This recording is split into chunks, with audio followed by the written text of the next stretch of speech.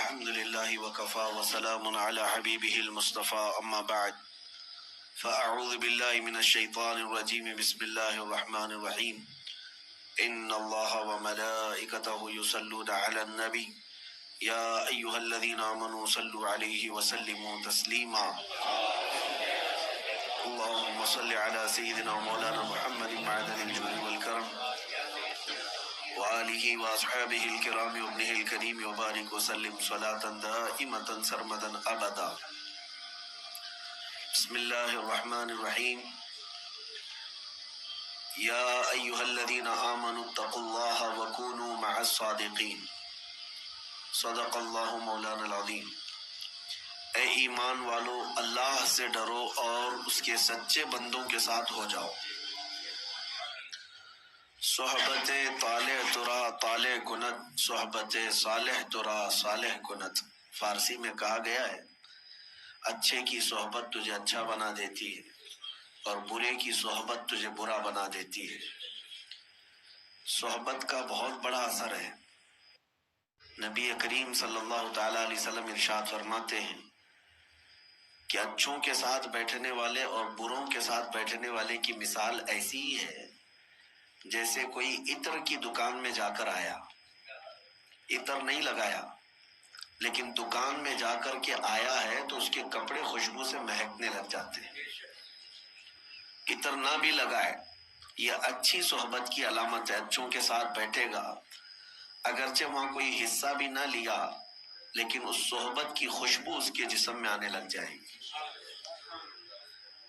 اور بروں کی صحبت میں بیٹھنے کا اثر یہ ہوتا ہے جیسے کوئلے کی کان میں جا کے آیا یا کوئلے کی دکان میں جا کر آیا، کام کچھ بھی نہیں کیا لیکن کالک لگ گئی. کپڑے میلے ہو ہی جاتے ہیں، کام کچھ بھی نہ کرو لیکن کوئلے کی کالک لگ ہی جاتی ہے. اسی طرح کچھ لوگ برے لوگوں کی سنگت میں بیٹھتے ہیں اور کہتے ہیں میں تو نہیں کرتا، میں تو صرف ان کے ساتھ ایسے ہی بیٹھتا ہوں، بات چیت کرتا ہوں. نشہ تو وہ لوگ کرتے ہیں، نشہ وہ لوگ کرتے ہیں، چغلی وہ لوگ کرتے ہیں اور بے حیائی کی باتیں وہ لوگ کرتے ہیں. میں تو ایسے ہی ٹائم پاس کرتا ہوں. تم کوئلے کی کان میں جا کر کے آ رہے ہو، تمہاری صحبت پر اثر ضرور پڑے گا. یہی قرآن پاک کا حکم کیا ہے؟ کونوا مع الصادقین، تم سچوں کے ساتھ ہو جاؤ. قیامت کے دن اللہ کریم فرماتا ہے کچھ لوگ ایسے ہوں گے صرف دوستی کی وجہ سے دوزخ میں جا رہے ہوں گے. 19ویں پارے کی شروع کی آیتیں ہیں. اللہ تعالیٰ فرماتا ہے کچھ لوگ پکار کر کہیں گے یا ویلتا لیتنی لم اتخذ فلانا خلیلا، اے کاش اگر میں فلاں کو دوست نہ بنایا ہوتا تو کتنا اچھا ہوتا. افسوس کر رہا ہوگا وہاں پر. لقد اضلنی عن الذکر، اس دوست نے ہی مجھے اللہ کے ذکر سے غافل کر دیا، گمراہ کر دیا. صحبت کا بہت بڑا اثر ہے، بہت بڑا اثر ہے. اسی لیے کہتے ہیں نا جیسی چھاؤں ویسا ہی وہ اس کی پرورش ہوتی ہے، اس کی نشو و نما ہوتی ہے. اور یہاں تک کہ یہ تو دنیا کی بات ہے، صحبت دیکھنا بہت ضروری ہے. آپ کسی جگہ گھر لے رہے ہیں تو خیال کرتے ہیں کہ آس پاس کیسے لوگ ہیں، خیال کرتے ہیں کیونکہ تمہارا گھر وہاں ہے، تمہاری بیوی بچے رہنے والے ہیں، تم آس پڑوس کا ماحول دیکھتے ہو پھر گھر لیتے ہو. اور جس کو فرق نہیں پڑتا صحبت کا تو وہ تو کہیں کچرے میں بھی رہ جائے.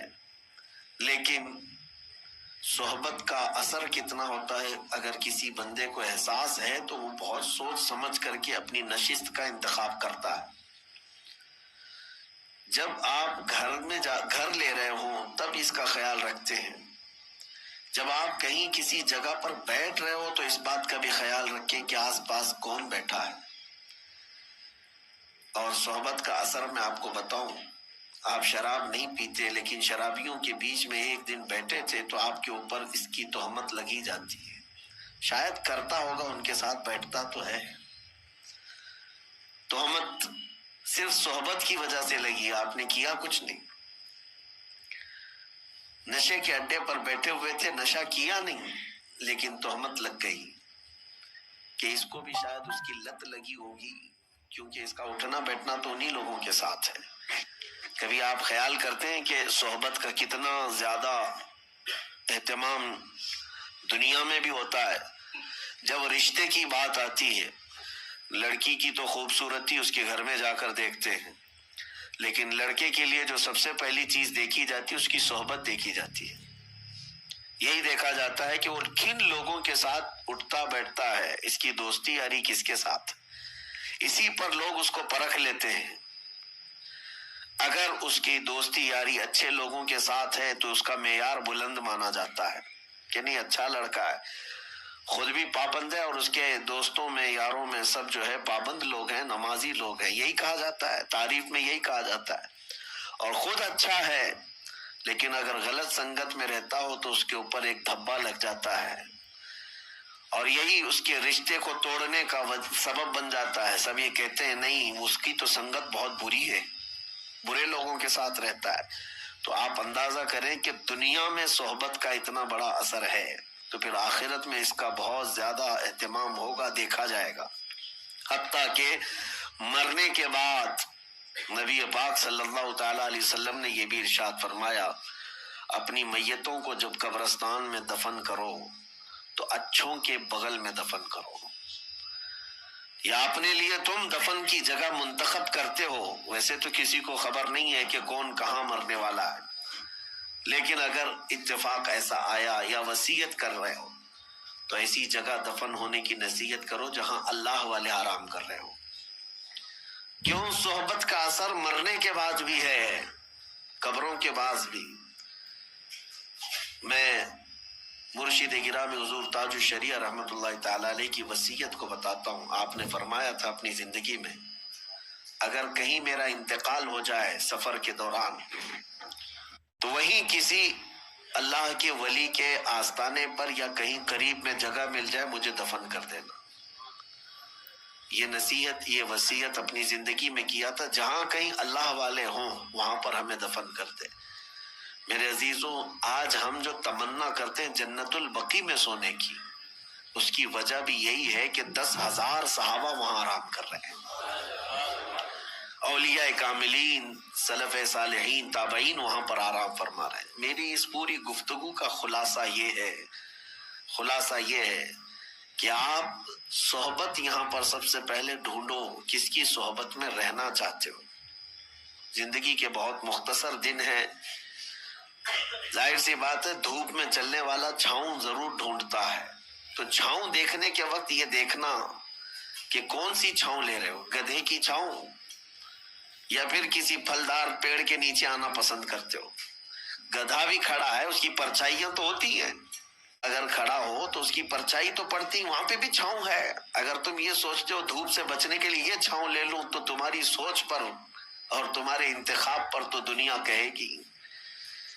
ہاں، اگر تم نے کسی گھر کا سایہ لیا یا کوئی درخت کا سایہ لیا تو کم از کم اتنا تو کہا جائے گا کہ ہاں اس نے سوچ سمجھ کر کے چھاؤں کا انتخاب کیا ہے۔ لیکن میں جس چھاؤں کی بات کر رہا ہوں میرے عزیزو، جن صحبتوں کی میں بات کر رہا ہوں، اپنی اس شارٹ زندگی میں، مختصر زندگی میں اس صحبت کا انتخاب کرو جو صحبت تمہیں رسول اللہ کے قدموں تک پہنچاتی ہو، نبی پاک صلی اللہ تعالی علیہ وسلم تک پہنچاتی ہو، اس صحبت کا انتخاب کرو۔ اور اسی لیے جانتے ہیں صوفیاء اکرام نے پیر کا انتخاب کرنا، مرشد کون ہوتا ہے اس کے لیے بھی کیا رکھا ہے جانتے ہیں؟ ظاہر سی بات ہے مرشد اور پیر ایک سایہ ہے جس کے سائے میں بیٹھ کر کے دل کو قرار آتا ہے، سکون آتا ہے۔ دنیا کی دھوپ، گناہوں کے جھمیلوں سے نکل کر کے جب اپنے مرشد کے سائے میں بیٹھے تو اس کو دل کا قرار آئے۔ لیکن جانتے ہو صوفیاء اکرام نے مرشد تلاش کرنے کے لیے بھی یا پیر ڈھونڈنے کے لیے بھی جو چیز سب سے اہم بتائی ہے وہ کیا ہے؟ یہ علامتیں نہیں رکھی گئی ہیں کہ چہرہ گورا ہونا چاہیے، کپڑے ایسے پہنتا ہو، اتنا لمبا ہو، اتنا ناٹا ہو، اتنا چوڑا ہو، یہ سب چیزیں تو نہیں ہیں، لیکن البتہ یہ کہا گیا ہے، یہ فرمایا گیا کہ مرشد کی تلاش میں تم یہ دیکھو کہ تم صحبت میں اس کے رہنے والے ہو، اس کی چھاؤں میں بیٹھنے والے ہو۔ یہ ضرور خیال رکھنا، مرشد وہی ہوگا تمہارا جس کو دیکھ کر کے تمہیں اللہ کی یاد آنے لگے اور اپنے گناہوں سے نفرت ہونے لگ جائے، نبی پاک صلی اللہ تعالی علیہ وسلم کے دیدار کی طلب بڑھ جائے۔ یہ صحبت کا اثر ہے، ورنہ صرف ناموری ہے تو پھر تم اس کی صحبت میں جا کر کے بھی کچھ نہیں اٹھا سکو گے۔ عزیزان گرامی وقار، اسی کو قرآن نے کہا ہے، اے ایمان والو اللہ سے ڈرو اور سچوں کی صحبت میں آ جاؤ، سچوں کی صحبت میں آ جاؤ۔ اور سچے کون ہیں؟ دنیا کے سب سے سچے لوگ انبیاء اکرام علیہ السلام، ان کے بعد صدیقین کی جماعت، ان کے بعد شہداء اور صالحین اولیاء اکرام کی جماعت، یہ وہ ہیں جن کو قرآن نے صادقین کہا ہے۔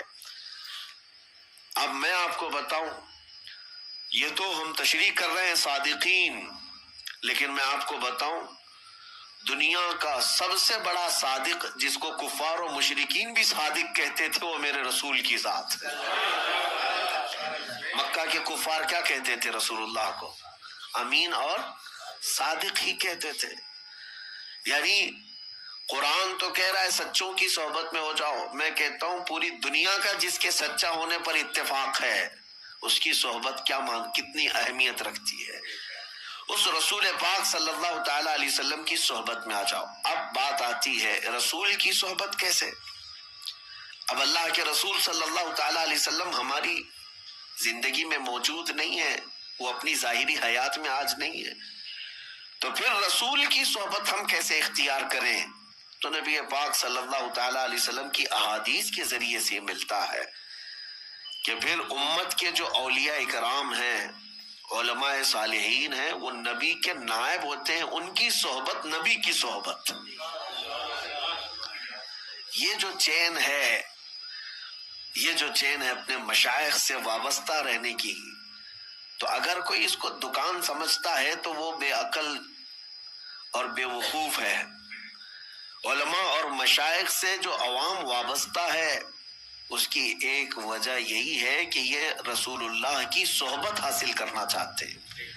مجھے یہ بتاؤ اے میرے عزیزو، تمہیں سنتیں اگر سیکھنا ہے، نبی پاک صلی اللہ علیہ وسلم کی سیرت تمہیں جاننا ہے، یا اب تک تمہارے پاس معلومات آئی ہیں تو کس کے ذریعے سے آئی؟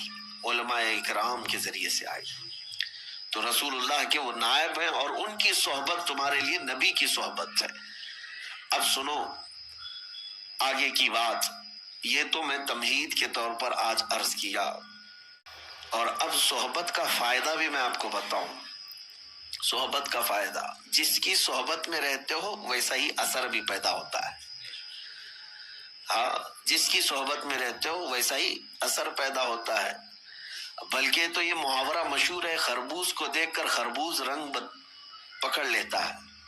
ہاں، یعنی جو اناج ہے، جو نباتات ہے، اس میں اگر یہ اثر ہوتا ہے کہ ایک پھل دوسرے پھل کو دیکھ کر ویسی رنگ پکڑتا ہے، تو پھر انسان تو انسان ہے، انسان فلیکسیبل ہے، یہ بہت جلدی اڈاپٹ کرتا ہے دوسری چیزیں۔ اسی لیے ہم نے دیکھا ہے شہروں کے بچے کیسے ہوتے ہیں، گاؤں کے بچے کیسے ہوتے ہیں، بہت فرق ہے۔ عرب کے بچے کیسے، امریکہ کے بچے کیسے، کیوں؟ بچے کیا ماں کے پیٹ سے سب سیکھ کر کے آئے؟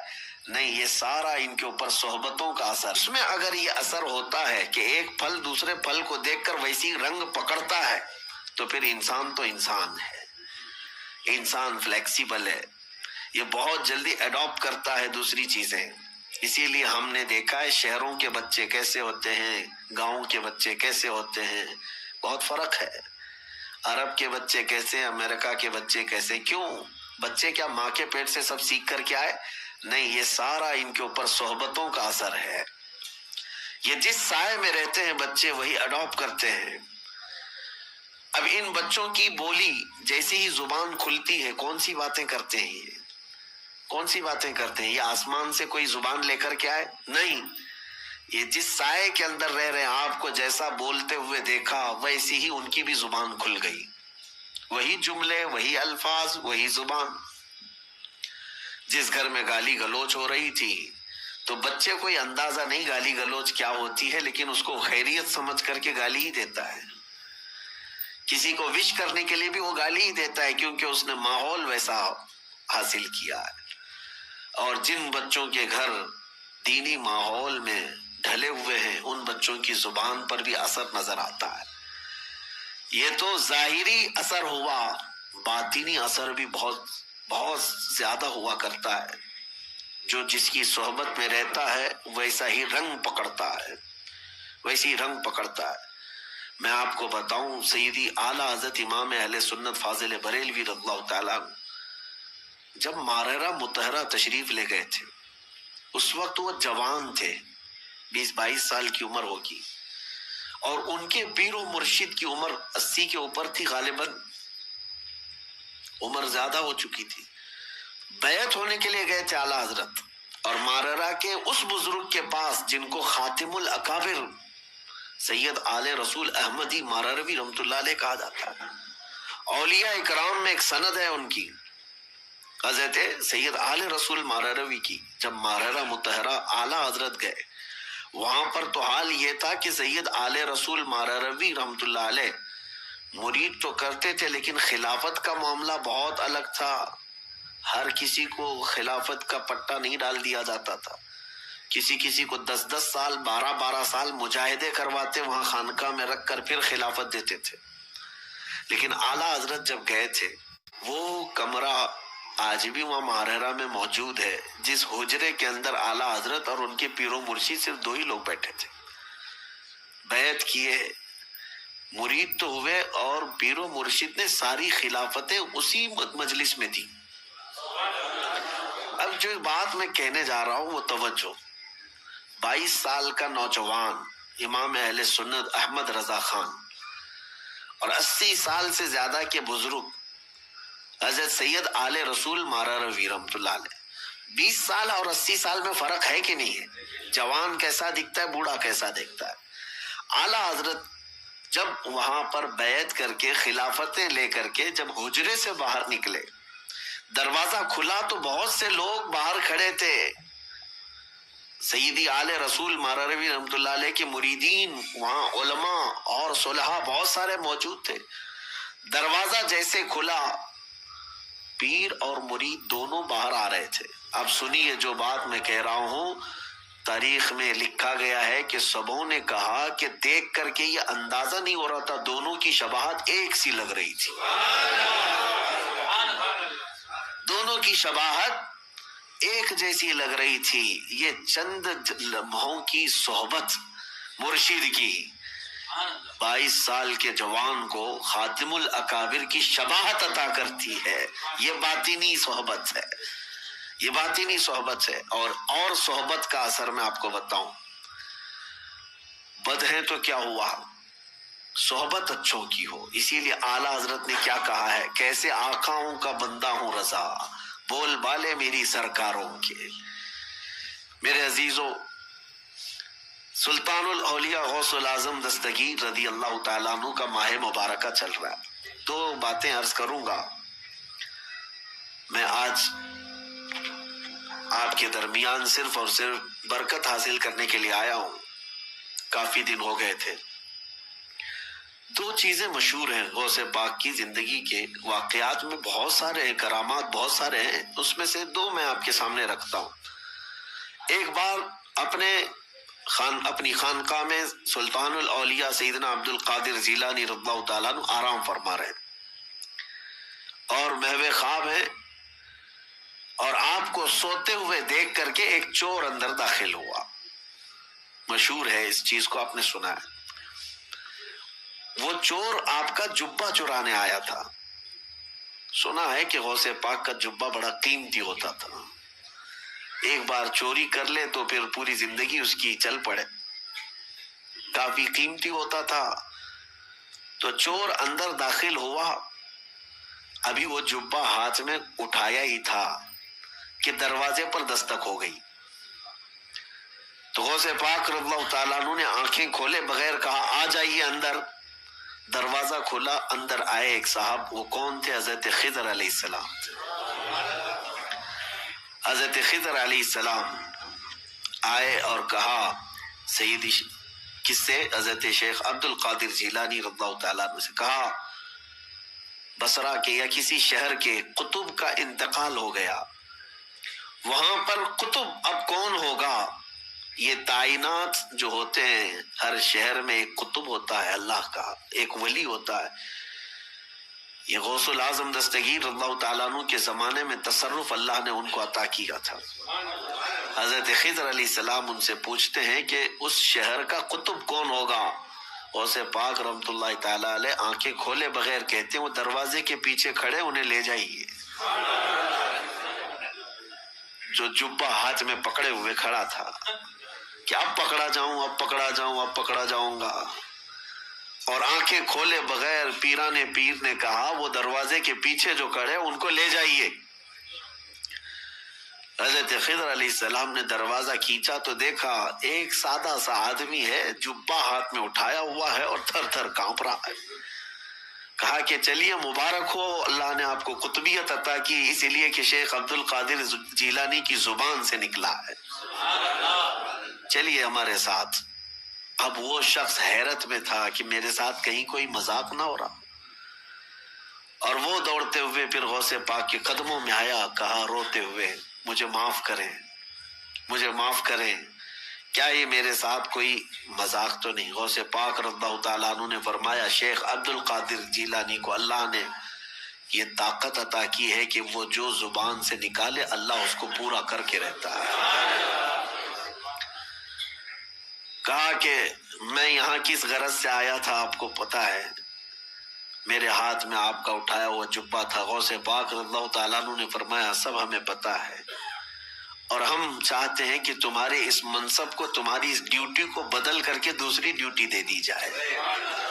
اب یہ واقعہ تو ہم نے سنا، کئی مرتبہ سنا، لیکن ایک بزرگ سے میں نے سنا، اور انہوں نے یہ بیان فرمایا اور کہا کہ بیٹا آپ جانتے ہو چوری کرنے والے کو تو سزا دی جاتی ہے، اسلام سزا دیتا ہے، اور یہاں وہ جبہ ہاتھ میں لے کر چرایا ہوا آدمی رنگے ہاتھوں پکڑا گیا، سزا دیتے ہاتھ کاٹتے، اور اس کو بجائے اس کے کہ صرف معاف کر کے چھوڑتے پھر قطبیت کا مقام بھی دے دیا۔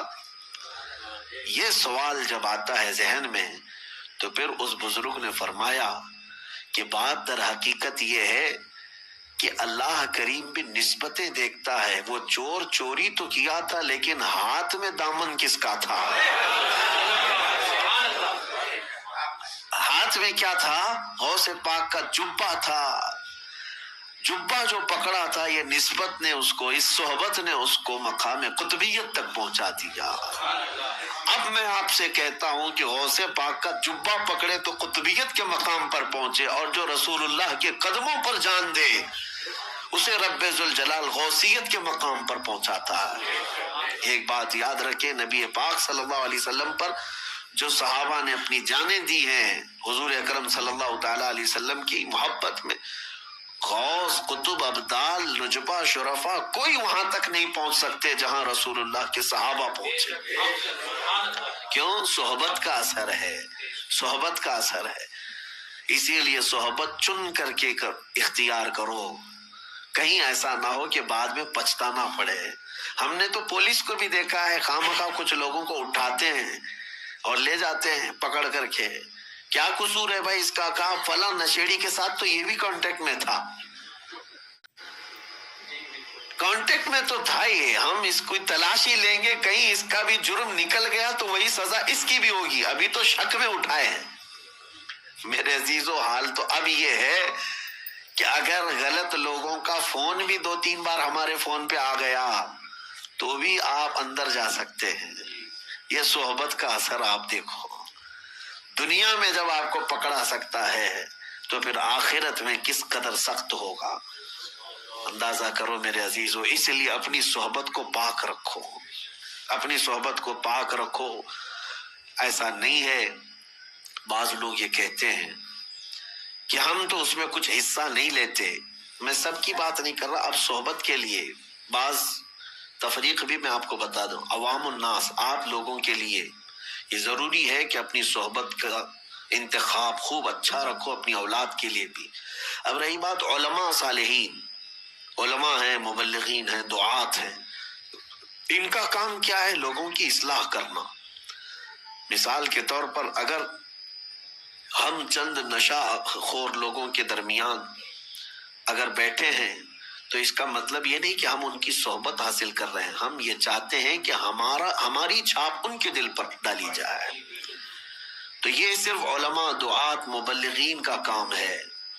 جیسے ڈاکٹر مریضوں کے بیچ میں رہتا ہے تو بیماری نہیں لیتا بلکہ ان کی بیماری کو دور کرتا ہے، لیکن عوام الناس، عام لوگ اگر بیماروں کے ساتھ رہنے لگے تو پھر یہ کہا جائے گا کہ یہ بیماری یہ بھی لے لے گا، یہ کہا جاتا ہے۔ لہٰذا ایک واقعہ تو غوث پاک کا میں نے بتایا کہ چور بھی مقام قطبیت پر پہنچ گیا، وجہ کیا تھی؟ دامن ہاتھ میں کس کا تھا؟ غوث اعظم کا تھا۔ اسی لیے جمیل قادری رحمۃ اللہ تعالی علیہ یوں فرماتے ہیں، عزیزو کر چکو تیار جب میرے جنازے کو، تو لکھ دینا کفن پر نام والا غوث اعظم کا۔ اب دوسری بات، بغداد مقدسہ میں جو ایک واقعہ مشہور ہے کہ حضرت شیخ احمد جام اپنی شیر کی سواری کرتے ہوئے بغداد کے کسی بھی محلے میں جاتے تو اس محلے والے ایک گائے ان کے شیر کو قربان کر دیا کرتے تھے۔ وہ غوث پاک کے محلے میں آئے اور بولا کہ جاؤ شیخ عبد القادر جیلانی کی خانقاہ سے بھی ایک گائے ہمارے شیر کے لیے لے آؤ۔ غوث پاک نے منع نہیں فرمایا، اپنے خادم سے کہا لے جاؤ لنگر خانے سے جو گائے ہوگی، لے کر کے گئے، لیکن وہاں پر ہڈیاں کھا کر پلنے والا ایک کتا، پالا ہوا نہیں، پلا ہوا، دونوں میں بہت فرق ہے۔ پالا ہوا نہیں، خود سے پلا ہوا کتا نکلا ساتھ میں، اسے کسی نے ٹرین کر کے بھیجا نہیں تھا، اسی لیے میں نے لفظ میں ہی کہا کہ پالا ہوا نہیں ہے، پلا ہوا۔ اور غوث پاک رضی اللہ تعالیٰ عنہ کے آستانے سے جب وہ گائے شیر کے قریب پہنچی تو شیر بھوکا جھپٹا مارنے ہی والا تھا کہ یہ کتا اس پر جھپٹا مارا اور دم زدن میں شیر کو چیر کر کے رکھ دیا۔ یہ شاید واقعہ ایسا پہلا ہوگا کہ ایک کمزور کتا جنگل کے راجا پر بھاری ہو گیا ہو۔ اب تک ہم سنتے یہی آئے تھے کہ جانوروں میں شیر جو ہے راجا ہوتا ہے، لیکن یہاں راجا کا باجا ختم ہو گیا۔ کیوں؟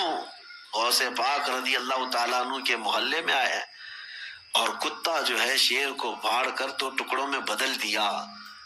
دنیا نے اس منظر کو دیکھا اور اعلیٰ حضرت نے فرمایا کیا دبے جس پہ حمایت کا ہو پنجہ تیرا، شیر کو خاطر میں لاتا نہیں کتا تیرا۔ اب یہاں پر مسئلہ یہ ہے، شیر شیر ہی تھا وہ اور کتا کتا ہی تھا، اور اصول آج بھی وہی ہے کہ شیر ہی بھاری ہوتا ہے، لیکن یہ اصول اس جگہ ٹوٹ جاتا ہے جہاں کتے کی نسبت دربار غوث سے ہو جائے۔ اب میں آپ کو یہ کہتا ہوں کہ کتا ہے، کتے پالنے کی ہمارے ہاں شریعت میں اس کا حکم نہیں ہے۔ بعض مقامات ایسے ہیں جیسے کھیتی باڑی یا حفاظت کے لیے ان کو شریعت نے مستثنا رکھا ہے۔ جس جانور کو ہم پالتے بھی نہیں، خود سے گھروں کے پاس بیٹھ کر پل جاتا ہو، اس کتے کو کا حال یہ ہے کہ دربار غوث کے سائے میں بیٹھا کرتا تھا، غوث پاک کے آستانے کے سائے میں بیٹھا کرتا تھا، اور طاقت کا حال یہ ہے کہ جنگل کے راجا کو بھی پھاڑ کے رکھ سکتا ہے۔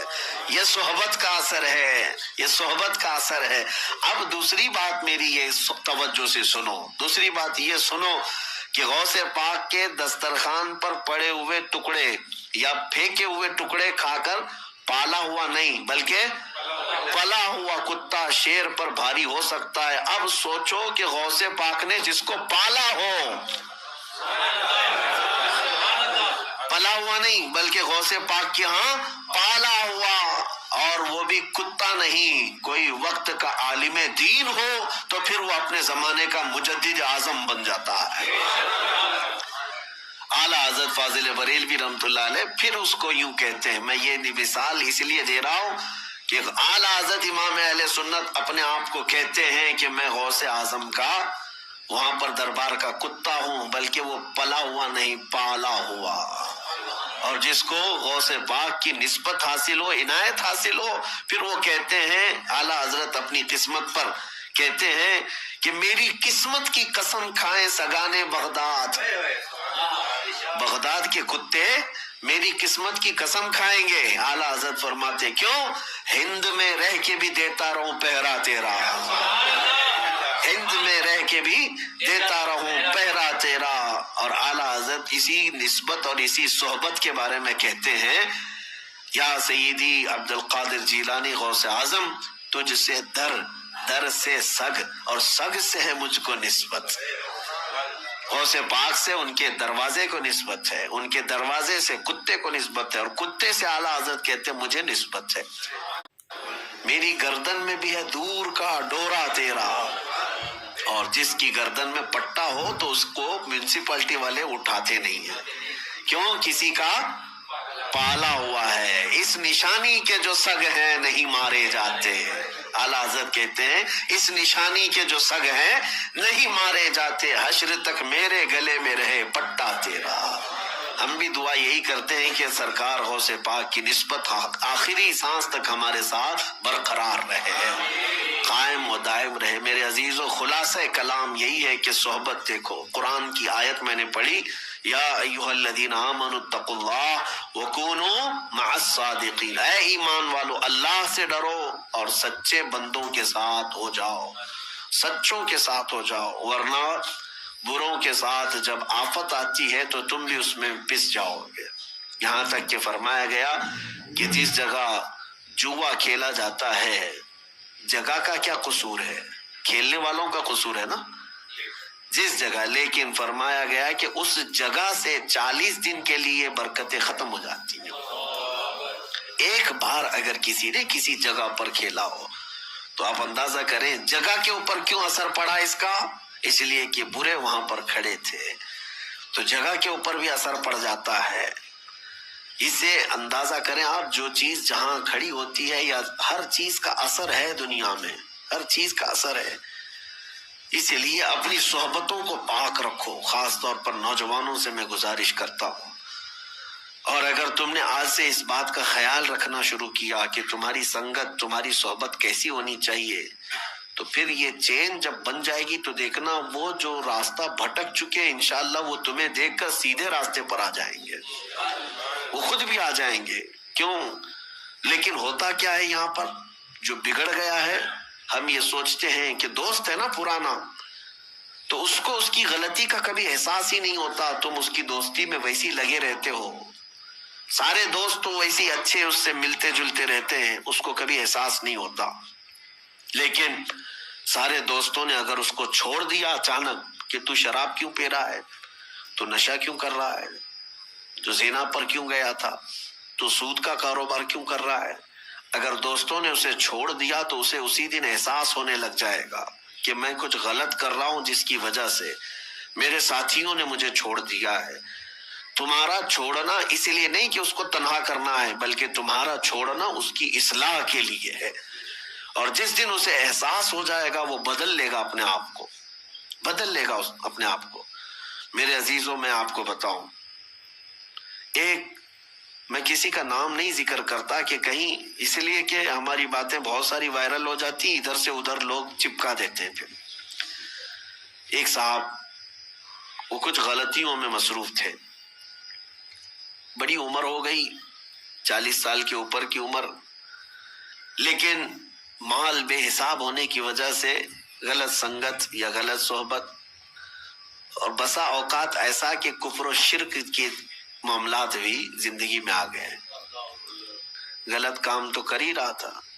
اتفاق ایسا تھا کہ بہت سارے لوگ اس کے ہاں آنا جانا ویسے ہی رکھتے، باقی اس کی بہت ساری اچھائیاں بھی تھی.